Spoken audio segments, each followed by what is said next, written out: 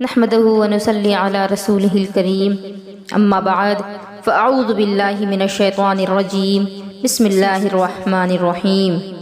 معزز سامعین و سامعات، السلام علیکم ورحمۃ اللہ وبرکاتہ۔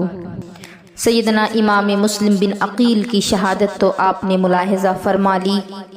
آج میں امام مسلم بن عقیل کے دو یتیم شہزادے حضرت محمد اور حضرت ابراہیم کی شہادت آپ سے بیان کروں گی۔ اللہ رب العزت سے دعا ہے کہ ہمیں اہل بیت کی خدمت کرنے کا شوق اور جذبہ عطا فرمائے اور ہمارے دل میں ہمارے آقا علیہ الصلوۃ والسلام کی اولاد کی سچی محبت پیدا فرما دے۔ معزز سامعین و سامعات، میری آپ سبھی سے یہ گزارش ہے کہ اس بیان کو آپ لوگ پورا سنیں تاکہ آپ کو یہ معلوم ہو سکے کہ اسلام ہم تک کتنی قربانیاں دے کر پہنچا ہے۔ اسلام آج ہم تک پہنچا ہے، آج ہم اللہ کا نام لیتے ہیں، اس کے رسول پر کلمہ پڑھتے ہیں، تو یہ سب ان قربانیوں کا نتیجہ ہے جو کرب و بلا میں امام حسین کے اہل خانہ نے دی، ہمارے نبی کے آل رسول نے دی۔ حضرت امام مسلم رضی اللہ تعالی عنہ کی شہادت کے بعد ابن زیاد نے سارے شہر میں ندا کرا دی کہ جو مسلم کے بچوں کو پکڑ کر میرے حوالے کرے گا اس کو انعام دیا جائے گا، اور جو بھی ان کو پناہ دے گا تو اسے قتل کر دیا جائے گا۔ اس اعلان کو سننے کے بعد سارے کوفہ میں خوف کی لہر پیدا ہو گئی، اور ساتھ ہی کوفہ کے لالچی کتے حضرت مسلم کے دو یتیم بچوں کی تلاش میں گلی گلی اور کوچا کوچا پھرنے لگے۔ قاضی شریح، جن کے پاس حضرت مسلم نے اپنے بچوں کو چھوڑا تھا، جو کہ عاشق رسول تھے، محب اہل بیت تھے، یہ سن کر کہ حضرت مسلم شہید کر دیے گئے رونے لگے، بچوں کو گلے لگایا، گود میں اٹھایا، پیار کیا، سر منہ چوما، ماتھا چوما۔ 6 اور 8 سال کے دونوں بچے سہم گئے اور قاضی شریح سے پوچھا، بابا جی آج آپ روتے کیوں ہیں؟ ہمارے ابا جان خیریت کے ساتھ تو ہیں، ہمارے ابا جان کو اتنی تاخیر کیوں ہو رہی ہے؟ قاضی صاحب، آپ جو طریقہ ہمارے ساتھ اختیار کر رہے ہیں یہ تو ہمارے خاندان میں یتیموں کے ساتھ کیا جاتا ہے۔ آپ جس طرح سے ہمارے سر منہ چوم رہے ہیں، ہمیں لاڈ کر رہے ہیں، ہر کر رہے ہیں، اس طرح سے تو اہل بیت یتیموں کے ساتھ پیش آیا کرتے ہیں۔ کیا ہم یتیم ہو گئے؟ قاضی صاحب ہمیں بتائیں، ہم یتیم تو نہیں ہو گئے؟ قاضی صاحب نے بچوں کو پھر گود میں لیا اور رونا شروع کر دیا اور فرمایا، اے مسلم کے بچوں، میں کس زبان سے کہوں کہ تمہارے باپ کو ظالموں نے شہید کر دیا ہے اور تم یتیم ہو گئے ہو، تم لاوارث ہو گئے ہو، تمہارا باپ ہمیشہ کے لیے تم سے جدا ہو گیا ہے۔ یہ سن کر دونوں بھائی ایک دوسرے کے گلے لگ کر رونے لگے کہ وطن سے دور ہیں، پردیس میں مجبور ہیں، کوئی غمخوار نہیں ہے، کسی پر اعتبار نہیں ہے، باپ کی جدائی ہے، دشمن ساری خدائی ہے۔ ہائے ابا کہتے کہتے بے ہوش ہو گئے۔ قاضی شریح نے کملائے ہوئے چہروں پر پانی چھڑکا، بچے ہوش میں آ گئے اور پھر رونے لگے، قاضی جی ہمیں ابا جان کے پاس لے چلو، ہمیں ان کی لاش دکھا دو۔ ہائے میرے ابا، ہمیں پردیس میں اکیلا چھوڑ کر آپ کہاں چلے گئے؟ ہم کہاں جائیں گے؟ ہم آپ کے بغیر کیا کریں گے؟ ہم کس کو پکاریں گے؟ قاضی شریح نے دست بدستہ عرض کی، بچوں اب رونے کا وقت نہیں ہے، ابن زیاد نے تمہاری تلاش میں آدمی مقرر کر دیے ہیں، کہیں ایسا نہ ہو کہ تمہاری بھی آواز سن لی جائے اور پھر تم پر مصیبت آ جائے۔ مجھے معلوم ہوا ہے کہ آج رات کوفہ سے ایک قافلہ مدینہ منورہ کو جا رہا ہے، اور میں چاہتا ہوں کہ تمہیں کسی نیک آدمی کے حوالے کر دوں تاکہ وہ تمہیں پوری حفاظت کے ساتھ مدینہ پہنچا دے۔ بچے یہ سن کر سہم گئے۔ حسرت بھری نگاہوں سے ایک دوسرے کا منہ تکنے لگے۔ شام ہوئی اور پھر اندھیرا چھا گیا۔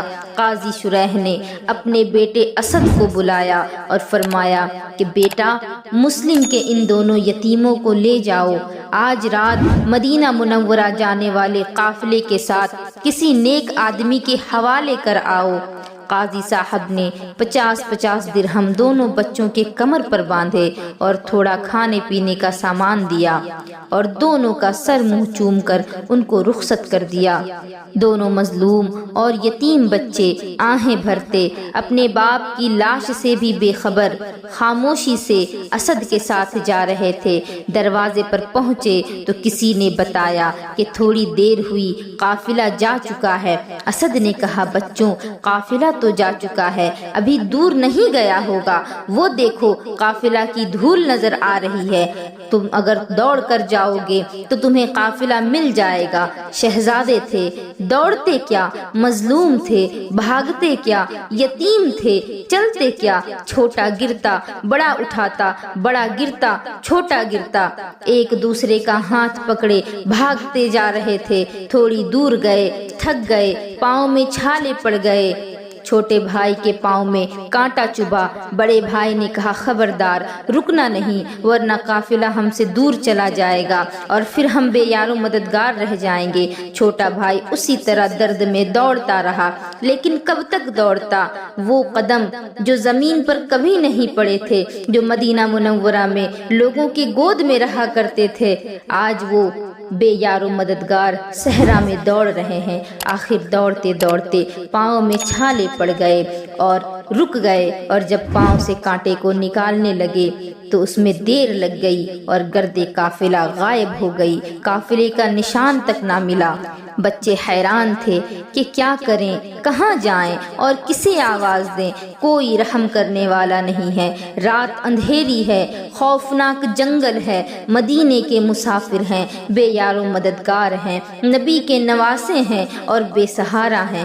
رات ہو گئی، رستہ بھول گئے، صبح کا ستارہ تھراتا ہوا نمودار ہوا۔ دن گزرنے کے لیے ٹھکانہ سوچ ہی رہے تھے کہ ظلم کے دو پنجے دونوں کے کندھوں پر پڑ گئے، اور ساتھ ہی ایک غضبناک آواز آئی کہ ساری رات تمہاری تلاش میں مارا مارا پھر رہا ہوں اور تم یہاں ہو، چلو میرے ساتھ، میں ابن زیاد کا سپاہی ہوں۔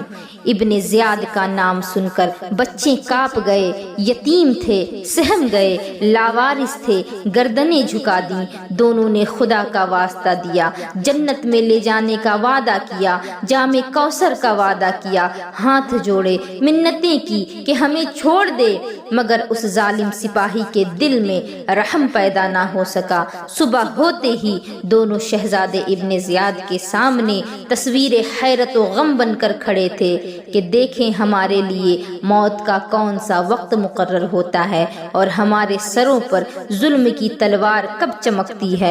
ابن زیاد نے حکم دیا کہ دونوں کو جیل میں بند کر دو اور داروغہ جیل سے کہو کہ جب تک یزید کی طرف سے ان کے متعلق کوئی دوسرا حکم نہ آئے ان کو اپنی نگرانی میں رکھے۔